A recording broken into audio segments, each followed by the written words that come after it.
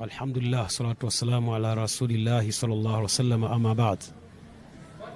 Kwa muktadha wa hali namna ilivyo, mimi kama kiongozi ikiwa ni katibu wa baraza la mashekhe mkoa, nitoe tuangalizo kwa viongozi wenzangu wa dini kwa jukumu ambalo alilopewa na Mungu. Si jukumu la kutenganisha umma au kuparaganisha umma.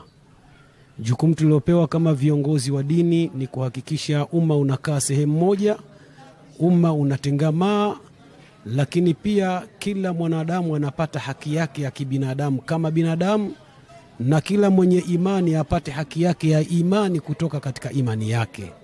Sasa kwa viongozi kama sisi, jukumu tulilopewa na Mungu tukilisimamia vizuri tutakuwa hakuna tatizo.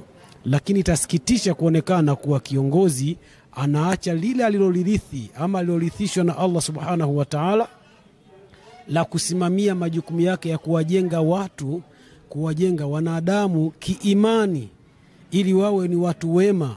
Maana ya kuwepo misikiti, maana ya kuwepo makanisa, maana ya kuwepo hizo dini, sote ni kutafuta njia ya kwenda kwenye wema ili wale waumini waweze kuwa ni watu wema, watu wenye kuigwa, lakini pia wawe na tabia ambazo zinaridhisha, waepukane na mambo mabaya, mambo machafu na maovu pia. Sasa kama viongozi watakuwa wao ama sisi viongozi ni chachu ya kuwafanya watu wetu ndio wao wabaya zaidi, itakuwa hakuna maana ya kuwepo viongozi tena wa dini kwa upande huo. Lakini kwa kiongozi wa dini anayejitambua, yeye lazima ajue kuwa yeye ni chachu ya umma, yeye pia ni dira, lakini yeye pia ndiye kioo cha kuweza kutazamwa na waumini. Ili pindi, kwa sababu kiongozi wa dini anaposema jambo, basi muumini wa imani yake huwa analichukulia lile ni maono kutoka kwa Mungu.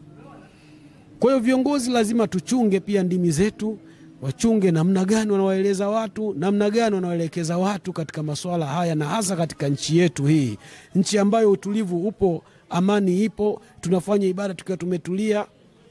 Endapo tutaendelea kuhamasisha ama watu watatokeza kuhamasisha, likatokea jambo la kuvuruga utaratibu na amani ya nchi namna ilivyotulia sasa, ikatoka kwenye hali hii kwenda kwenye hali nyingineyo, hayo makanisa yatakuwa hayana kazi, hayana maana, kwa sababu hakuna atakayeingia kanisani kufanya ibada au kuabudu, na hakuna atakayeingia msikitini kwa ajili ya kufanya ibada ya aina yoyote baada ya kuwa vurugu imetokea.